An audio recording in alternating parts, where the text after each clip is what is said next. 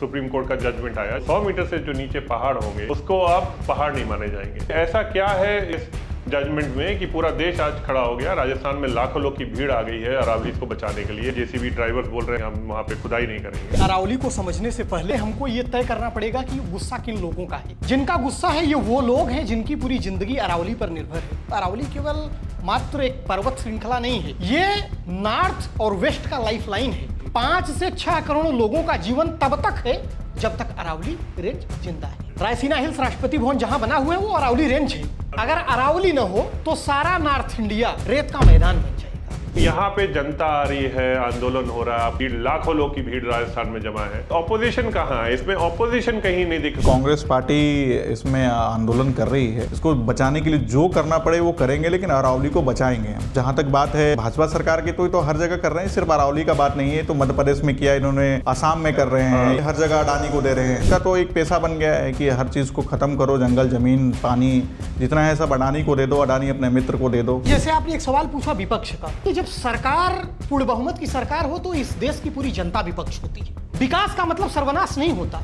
आप किस विकास की बात कर रहे हैं? आप नदियों को प्रदूषित करके विकास की बात कर रहे हैं? आप पहाड़ों को काटकर विकास की बात कर रहे हैं? आप हसदेव के समृद्ध जंगलों को काटकर विकास की बात कर रहे हैं? आप कोकराझार के वनों को बेचकर विकास की बात कर रहे हैं? आप भागलपुर के लीची और आमों के पेड़ों के वनों को काटकर विकास की बात कर रहे हैं? ये विकास की इंतहा सर्वनाश होने तक रुकेगी क्या? ये कौन सा विकास है? भारत में कोई ऐसा है नहीं जिसको ये बात ना समझ में आ रही हो। ये कुछ मित्रगण है, उनके लिए क्रोनी कैपिटल आप देख ही रहे हैं। तो ये किसान आंदोलन के समय भी हुआ, ये इस समय भी हो रहा है। किसान आंदोलन भी फसलों का नहीं था, किसान आंदोलन भी नस्लों का था। और ये अरावली का जो आंदोलन है केवल वनों और पहाड़ों का नहीं है, ये आने वाले नस्लों के भविष्य का सवाल है। क्या पैकेट में ऑक्सीजन खरीदेंगे? नमस्कार, आज की बात में आपका स्वागत है। आज हम एक ज्वलंत टॉपिक पे डिस्कस करने जा रहे हैं, अरावली माउंटेन्स, अरावली रेंजेस के बारे में। आज हमारे साथ हैं नीलेश और हमारे साथ हैं अक्षित, जो इस टॉपिक पे हमारे साथ आज एक गुफ्तगू करेंगे। आपका स्वागत है यहाँ पे। धन्यवाद। ये आपने भी शायद देखा होगा, नीलेश जी पहले आपसे शुरुआत करते हैं, कि आपने एक देखा होगा कि एक रिसेंटली एक सुप्रीम कोर्ट का जजमेंट आया जिसमें कहा गया कि अरावली रेंजेस जो हैं, जो जिसकी वजह से आज इतना बड़ा एक माहौल बना हुआ है कि तो 100 मीटर से जो नीचे पहाड़ होंगे या माउंट, ये जो हिल बोले जिसको, उसको आप पहाड़ नहीं माने जाएंगे। तो उसके बाद एक बड़ा बैकलैश आया है पब्लिक का, और उसी के बाद सर हमने जाना और हम लोग सब इस चीज़ में इन्वॉल्व हुए। तो मैं ये जानना चाह रहा था कि ये ऐसा क्या है, ये जजमेंट जो जजेस ने पास किया, माननीय जो हमारे सीजीआई थे उन्होंने, उसके अध्यक्षता में ये जजमेंट पास हुआ था। तो मैं ये जानना चाह रहा हूँ कि ऐसा क्या है इस जजमेंट में कि पूरा देश आज खड़ा हो गया। राजस्थान में लाखों लोग की भीड़ आ गई है अरावली को बचाने के लिए। आपने ये भी वीडियोस देखे होंगे, जेसीबी ड्राइवर्स बोल रहे हैं हम ये काम नहीं करेंगे, हम वहाँ पे खुदाई नहीं करेंगे। तो पहले आपसे शुरुआत करते हैं। देखिए, सबसे बड़ी बात यह कि अरावली को समझने से पहले, और आपने जो कहा कि देश में गुस्सा है, उसको समझने से पहले हमको ये तय करना पड़ेगा कि गुस्सा किन लोगों का है। जिनका गुस्सा है ये वो लोग हैं जिनकी पूरी जिंदगी अरावली पर निर्भर है। और आपकी जानकारी के लिए मैं बता दूं, दर्शकों की जानकारी के लिए मैं बता दूं, अरावली केवल मात्र एक पर्वत श्रृंखला नहीं है, एक पर्वत रेंज नहीं है, ये नॉर्थ और वेस्ट का लाइफलाइन है। इस देश के करीब 5 से 6 करोड़ लोग खेती बाड़ी, अपने जीविकोपार्जन के लिए जो वनों से उपजने वाली चीज़ों को बेचकर मार्केट में लाभ प्राप्त करते हैं, आसपास का एरिया उपजाऊ होने के कारण जो खेती बाड़ी करती हैं, कुल मोटा मोटा 5 से 6 करोड़ लोग इस अरावली रेंज पर निर्भर हैं। 5 से 6 करोड़ लोगों का जीवन तब तक है जब तक अरावली रेंज जिंदा है। तो सिंस हम अरावली की बात कर रहे हैं, वो खैर पॉलिटिकल जो व्यू है उस पर आएंगे। ये श्रृंखला जो है, ये जो हम सुनते हैं कि कम से कम 200 से 300 करोड़ पुरानी, जो मेरी जानकारी के अनुसार, तो थोड़ा बताएंगे ये श्रृंखला कहाँ से शुरू होती है, कहाँ खत्म होती है, कौन कौन से प्रदेश आते हैं, क्या हमारी प्रॉब्लम्स हैं। ये फॉरेस्ट एक्ट आता है, उसके अंदर ये इसको बचाया क्यों नहीं जा पाया, या इसमें इतनी खदानी इलीगल माइनिंग क्यों हो रही थी, खदानें बनी हुई थी, पहाड़ काट काट के, हम देखेंगे, आप फरीदाबाद साइड जाएंगे तो आप देखेंगे पहाड़ काट काट करके बनाए गए हैं घर और प्लॉट्स और ये सब। तो थोड़ा सा इसके बारे में शुरुआत से थोड़ा बताइए जरा। देखिए, जैसा कि मैंने कहा कि अरावली नॉर्थ और वेस्ट की लाइफलाइन है देश की जी। ये 4 राज्यों में बेसिकली है। हरियाणा, राजस्थान में 80% हिस्सा अकेले राजस्थान में है। 640 किलोमीटर ये लंबी श्रृंखला है जो राष्ट्रपति भवन रायसीना हिल से लेकर गुजरात तक जाती है। रायसीना हिल से? रायसीना हिल्स राष्ट्रपति भवन जहां बना हुआ है वो अरावली रेंज है। ये अरावली रेंज है जी, यहां से लेकर गुजरात तक अरावली हिल्स जाती है, जिसमें जो 3 मेजर स्टेट्स हैं, जिसमें पहला है हरियाणा, दूसरा सबसे बड़ा राज्य है राजस्थान, तीसरा है गुजरात। लेकिन अगर अरावली पर कोई दिल्ली को गिनेंगे तो चौथा हो जाएगा। अरावली पर अगर किसी प्रकार का क्षरण होता है, किसी प्रकार का नुकसान होता है अरावली से, तो इससे इन चारों राज्यों के 5 से 6 करोड़ लोग प्रभावित होंगे। अभी आपने ये कहा कि अरावली महत्वपूर्ण क्यों है। अरावली महत्वपूर्ण इसलिए है कि अरावली एक नेचुरल बाउंड्री का काम करता है। उत्तर भारत को पश्चिम भारत की रेत, अगर अरावली न हो तो सारा नॉर्थ इंडिया रेत का मैदान बन जाएगा। और आज जो यहां पर कृषि उपज है, जो लोगों को अलग अलग ताबिब के जीविकोपार्जन है, ये तबाह हो जाएंगी। खेती उपयोग भूमि वो रेत में बदल जाएगी। और ये जो इसे नदियां कुछ गुजरती हैं, क्या वन्य जीव यहाँ पाए जाते हैं? ऐसा क्या है कि इसको रिजर्व फॉरेस्ट माना जाता है? क्या माना जाता है इसको? देखिए, अरावली में 400 से 500 प्रकार के वनस्पतियां और लगभग 500 से 600 प्रकार के जीव पाए जाते हैं। यह भारत के सबसे बड़े इकोलॉजिकल हॉटस्पॉट में से एक है। यहां पर जीवों की ऐसी ऐसी प्रजातियां पाई जाती हैं, यहां पर वनस्पतियों की ऐसी ऐसी प्रजातियां पाई जाती हैं जो भारत के क्लाइमेट से लेकर जो वातावरणीय संतुलन है उसको ये संतुलित करता है।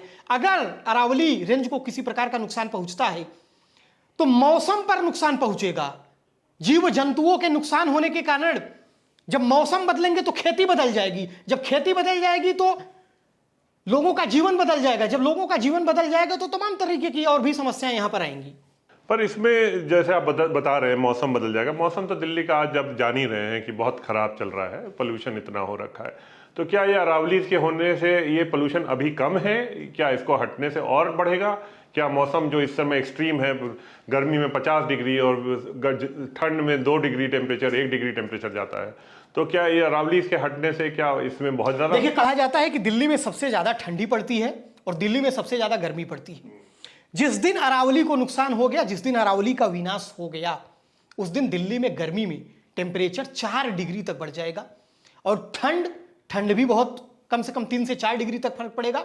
और सबसे बड़ी बात, दिल्ली में आज जो पॉल्यूशन का स्तर है, जिस दिन अरावली खत्म हुई, दिल्ली भी पॉल्यूशन का हॉटस्पॉट बन जाएगा। अभी तो बना ही है, लेकिन अभी हम सांस ले पा रहे हैं, उस वक्त हम सांस भी नहीं ले पाएंगे, क्योंकि अभी हम छोटे छोटे कण जो आ रहे हैं, फिर रेत के कण आएंगे, तमाम और भी पॉल्यूटेंट आएंगे। जो अरावली एक नेचुरल बाउंड्री बन के हमारी रक्षा कर रहा है, वो अरावली हमारी रक्षा नहीं कर पाएगा। तो ये माइनिंग पे आते हैं, चलिए।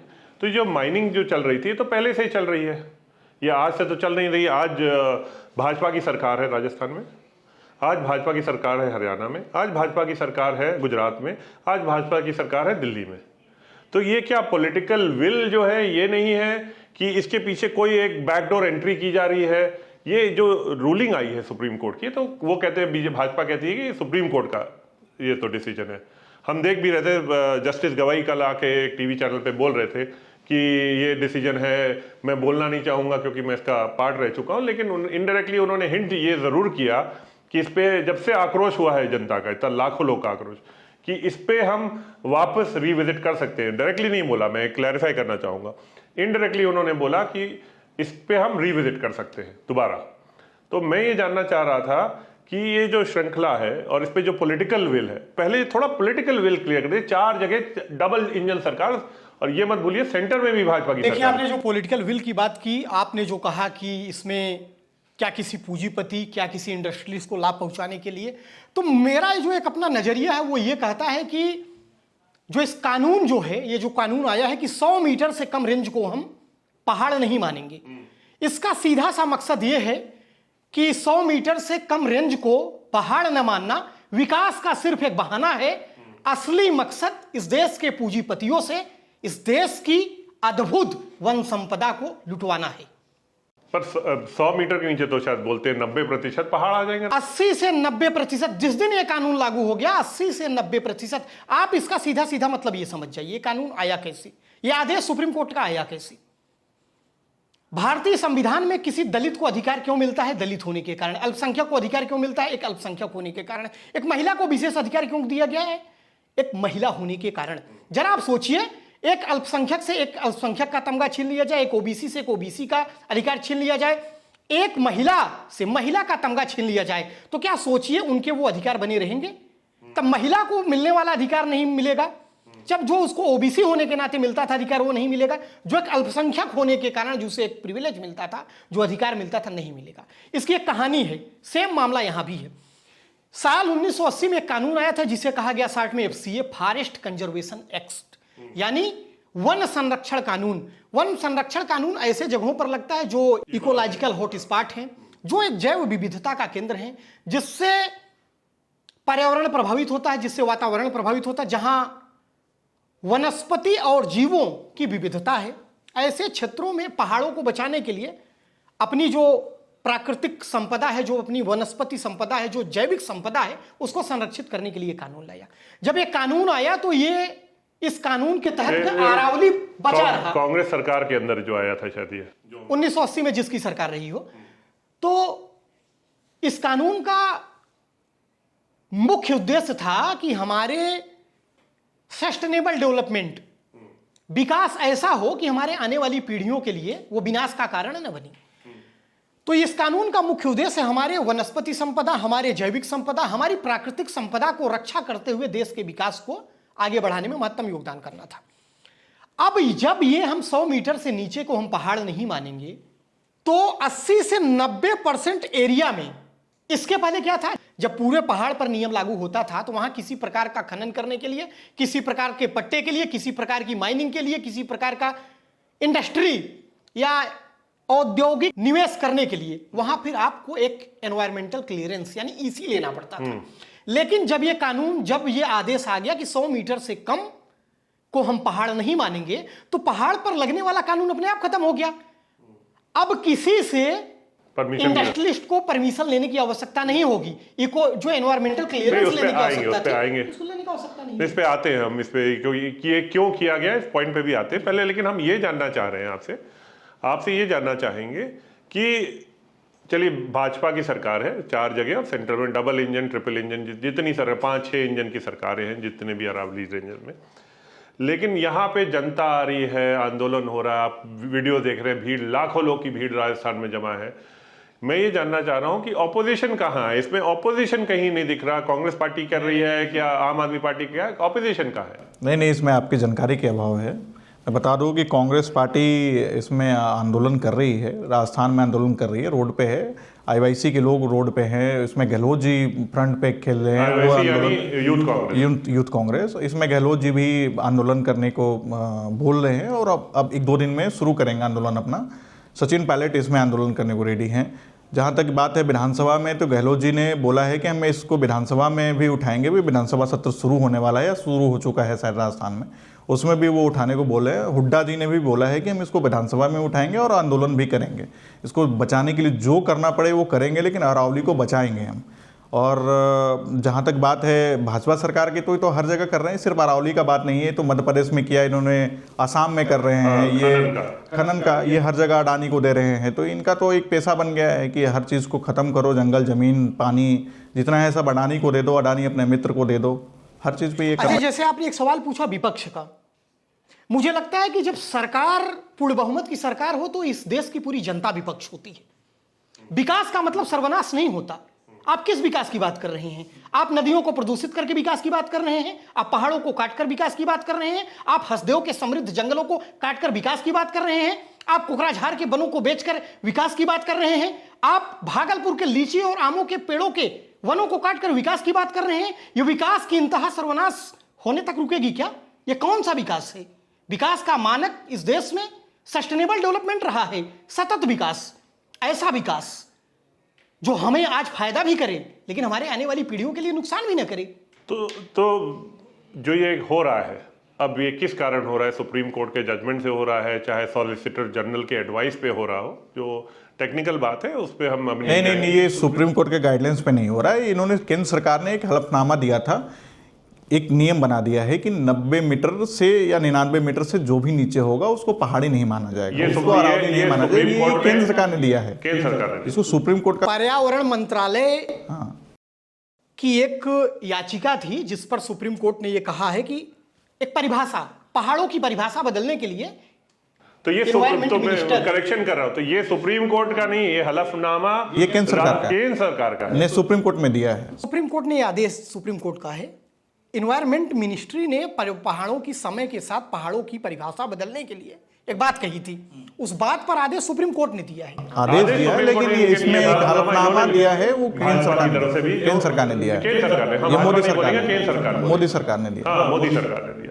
तो ये जो हो रहा है ये तो सबको समझ में आ रहा है, कोई यहाँ भारत में कोई ऐसा है नहीं जिसको ये बात ना समझ में आ रही हो कि ये कुछ मित्रगण हैं, उनके लिए क्रोनी कैपिटल। आप देख ही रहे हैं कि कैसे कैसे गरीब और अमीर में एक, तो ये किसान आंदोलन के समय भी हुआ, ये इस समय भी हो रहा है। तो ये आंदोलन क्या आपको क्या लग रहा है, कहाँ जाएगा आखिर में, फ्यूचर क्या लग रहा है आपको? आपने एक बात कही, किसान आंदोलन हुआ था। किसान आंदोलन भी फसलों का नहीं था, किसान आंदोलन भी नस्लों का था। और ये अरावली का जो आंदोलन है, ये केवल वनों और पहाड़ों का नहीं है, ये आने वाले नस्लों के भविष्य का सवाल है। क्या पैकेट में ऑक्सीजन खरीदेंगे? बरसात नहीं होगी, अब पानी कहां से लाएंगे? अमेरिका से पानी लाएंगे? आज तो दिल्ली में प्रदूषण का ये हाल है, अरावली नहीं होगी तो क्या होगा? अरावली क्या करती है? आज राजस्थान, हरियाणा, गुजरात और दिल्ली में जो ग्राउंड वाटर है उसको रिचार्ज करने का काम अरावली करती है। हाँ, अग्रीड। जो इकोलॉजिकल हॉटस्पॉट होने के कारण जो पर्यावरणीय संतुलन का कार्य करती है, जो पॉलिनेशन करके फसलों, हरियाणा, राजस्थान में कृषि प्रधान प्रदेश हैं, यहां भी जो खेती किसानी में जो फायदा पहुंचाने का काम करती है, वहां अरावली के समृद्ध वनों के कारण संभव हो पा रहा है। पर फ्यूचर क्या है इसमें? अब क्या सरकार फिर पीछे हटेगी जैसे किसान आंदोलन में हटी थी? ये आपसे लास्ट दूसरा सवाल लास्ट। देखिए, सरकार पीछे हटे नया हटे, लेकिन मुझे ऐसा लगता है कि अगर इस देश की जनता में थोड़ी सी ताकत है तो मुझे लगता है कि सरकार को पीछे ढकेलना चाहिए, क्योंकि यह सवाल सरकार का नहीं है, यह सवाल सत्ता का नहीं है, यह सवाल किसी अंडानी अंबानी को सौंपने का नहीं है, यह सवाल हमारे आने वाले भविष्य का है, यह हमारे आने वाले नस्लों के भविष्य का है। क्या करेंगे वो, कहां जाएंगे वो? आप उनकी समृद्ध विरासत को छीन रहे हैं और आप कह रहे हैं कि हम विकास कर रहे हैं। विकास के नाम पर ऐसा विनाश। इसमें फिर ये तो क्लियर होता जा रहा है कि ये बहुत सोची हुई साजिश चल रही है। मैं बस ये जानना चाह रहा हूं कि ये इसमें मीडिया एकदम साइलेंट है, मीडिया का बहुत कम लोग हैं जो इस बारे में बात कर रहे हैं। अब धीरे धीरे जब प्रदर्शन हुआ, धरना प्रदर्शन हुआ, तो धीरे धीरे कुछ मीडिया वालों ने बात करनी तो मीडिया, वो आप डिजिटल मीडिया ही बात कर रही है और कुछ प्रिंट मीडिया बात कर रही होगी, लेकिन वो मुख्य धारा वाले जो मीडिया है, जो चैनल्स हैं, वो बात नहीं कर रही है, अभी बात नहीं कर रही है और वो करेगी भी नहीं। क्यों ऐसा क्यों है? जिस तरह से क्या उनको फर्क नहीं पड़ता है? फर्क पड़ता है, लेकिन सब डरे हुए हैं। सरकार के सब पाले हुए लोग हैं, मैं पाला हुआ लोग बोलूंगा इनको।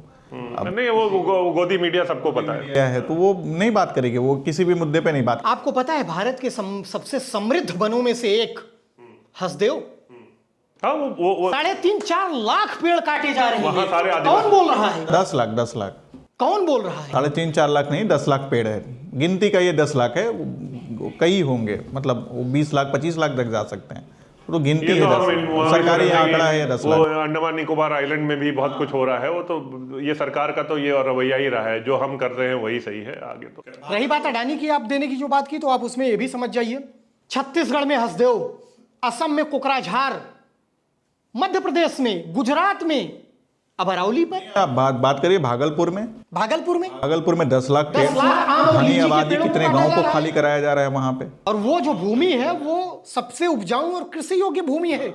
वहां के जो किसान हैं, बगीचे हैं, वो 10 लाख को ऐसे कोई पेड़ नहीं है, 10 लाख आम के बगीचे हैं वो, और उसको खाली करा करके कई गाँवों को खाली कराया जा रहा है।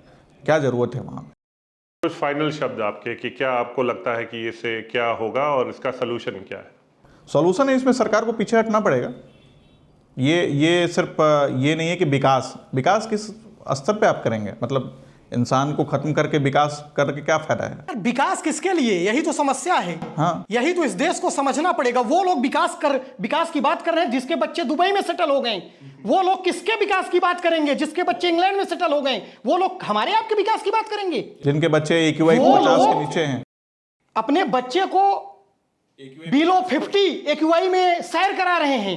वो दुबई में सेटल करा दिए, लंदन में सेटल करा दिए, नीदरलैंड में सेटल करा दिए। वो किसानों के बच्चों की बात करेंगे, वो भूमिहीनों के बच्चों की बात करेंगे, वो आम जनता के बच्चों की बात करेंगे। ये तो सवाल हमारे आपके नस्लों का है ना, ये सवाल हमारे आपके भविष्य का है। उनको क्या, आज सत्ता में है, कल वो विदेश चले जाएंगे, आज बड़े बड़े पदों पर हैं, कल लंदन में कोई बड़ा सा पेंट हाउस खरीद कर सेटल हो जाएंगे। सवाल तो आपका है ना। आप जो नोएडा, हरियाणा, फरीदाबाद, गुड़गांव में जो 2 BHK फ्लैट खरीद रहे हैं, अपनी गाढ़ी कमाई से, खून पसीनों की कमाई से जो EMI भर रहे हैं, कल वो रहने लायक रहेगा कि नहीं? वो तो गुड़गांव में हम देख ही रहे हैं, पानी भर रहा था, जो हाल हो रहा था। और मुझे लगता है 12 साल से तो भाजपा की सरकार। मैं पूछ रहा हूं आपसे, कितने लोग आंदोलन कर सारे बड़े मेट्रो सिटी कितने लोग सड़क पर उतरे? क्या ये आम जनता का सवाल नहीं है? क्या इस देश के भविष्य का सवाल नहीं है? आपने पूछा विपक्ष, विपक्ष आपकी पैरवी कब कब तक करेगा? आपको खुद उतरना पड़ेगा। आपको तो खुद उतरना पड़ेगा ना।